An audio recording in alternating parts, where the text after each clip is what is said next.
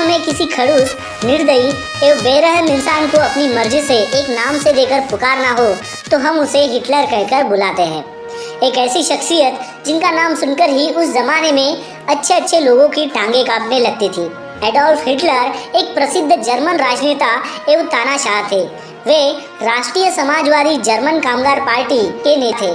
Hitler काफी तेज तर्रार, रुखे स्वभाव वाला एवं निर्दयी इंसान माना जाता था। उन्हें द्वितीय विश्व युद्ध के लिए सर्वाधिक जिम्मेदार भी माना जाता है। एडोल्फ हिटलर का जन्म ऑस्ट्रिया में 20 अप्रैल 1889 को हुआ था। उसकी प्रारंभिक शिक्षा लिंज नामक स्थान पर हुई। पिता की मृत्यु के बाद 17 वर्ष की अवस्था में वह वीना गया। कला विद्यालय में प्रविष्ट होने में असफल होकर वह पोस्टकार्ड पर चित्रकर अपना निर्वाह करने लगा। इसी समय से वह साम्यवादियों और यहूदियों से घृणा करने लगा। जब प्रथम विश्व युद्ध आरंभ हुआ तो वह सेना में भर्ती हो गया और फ्रांस में कई लड़ाइयों में उसने भाग लिया। साल 1918 में युद्ध में घायल होने के कारण वह अस्पताल में रहा। जर्मनी की पराजय का उसको बहुत दुख हुआ। 1918 में जर्मनी की पराजय के बाद 1919 में हिटलर ने सेना छोड़ दी। वह नेशनल सोशलिस्ट आर्बिटर पार्टी नाजी पार्टी का गठन कर डाला।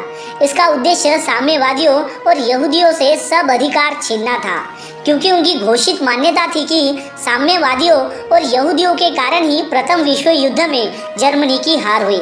जर्मनी की हार को लेकर हिटलर के अंदर जो नफरत की भावना थी वो हजारों जर्मन वासियों की भावना से मेल खाती थी। यही वजह है कि नाजी पार्टी के सदस्यों में देश प्रेम कूट कूट कर भरा था।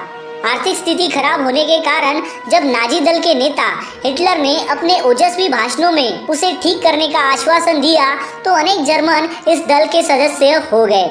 हिटलर ने भूमि सुधार करने, वर्साय संधि को समाप्त करने और एक विशाल जर्मन साम्राज्य की स्थापना का लक्ष्य जनता के सामने रखा, जिससे जर्मन लोग सुख से रह सके।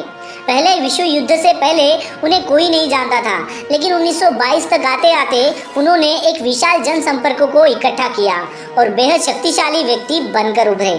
उन्होंने स्वास्तिक को अपने दल का चिन्ह बनाया, जो हिंदुओं का शुभ चिन्ह है।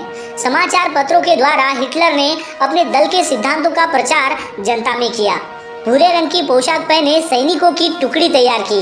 साल 1923 में हिटलर ने जर्मन सरकार को उखाड़ फेंकने का प्रयत्न किया, लेकिन इसमें वह कामयाब नहीं हो पाए। 20 फरवरी 1924 को हिटलर पर राष्ट्रद्रोह का मुकदमा चलाया गया और 5 साल के कैद की सजा सुनाई गई। हिटलर को कुल 13 महीने तक कैद में रखा गया। यही जेल में हिटलर ने अपनी पुस्तक मेन कैंप मेरा संघर्ष लिखी। हिटलर ने अपनी यह आत्मकथा उन 16 प्रदर्शनकारी शहीदों को श्रद्धांजलि में समर्पित की है, जिन्होंने अपने देश की एकता के लिए संघर्ष करते हुए अपने ही देश की सैनिकों की गोलियों का सामना किया। इस पुस्तक में उन्होंने लिखा है कि आर्य जाति सभी जातियों से श्रेष्ठ है और जर्मन आर्य है, इसलिए उन्हें विश्व का नेतृत्व करना चाहिए। वह जर्मन नस्ल को दूसरी सभी नस्लों से बेहतर मानते थे। सन 1930 से 32 में जर्मनी में बेरोजगारी बहुत बढ़ गई। संसद में नाजी दल के सदस्यों की संख्या 230 हो गई। सन 1932 के चुनाव में हिटलर को राष्ट्रपति के चुनाव में सफलता नहीं मिली।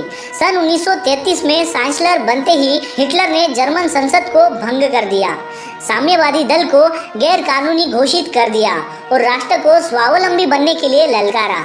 हिटलर ने जोसेफ गोएबल्स को अपना प्रचार मंत्री नियुक्त किया। नाजी दल के विरोधी व्यक्तियों को कैद खानों में डाल दिया। कार्यकारिणी और कानून बनाने की सारी शक्तियां हिटलर ने अपने हाथों में ले ली।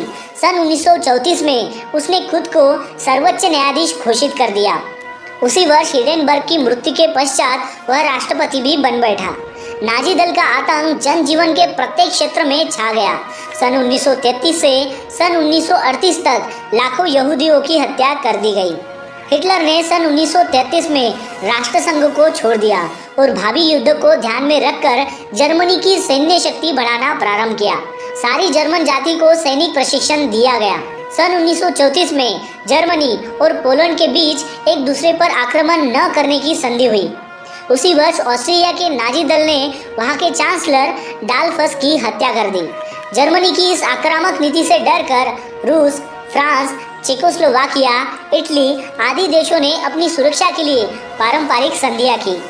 उधर हिटलर ने ब्रिटेन के साथ संधि करके अपनी जल सेना ब्रिटेन की जल सेना का 35% रखने का वचन दिया। इसका उद्देश्य भावी युद्ध में ब्रिटेन को तटस्थ रखना था। किंतु 1935 में ब्रिटेन, फ्रांस, इटली ने हिटलर के शस्त्रीकरण नीति की निंदा की।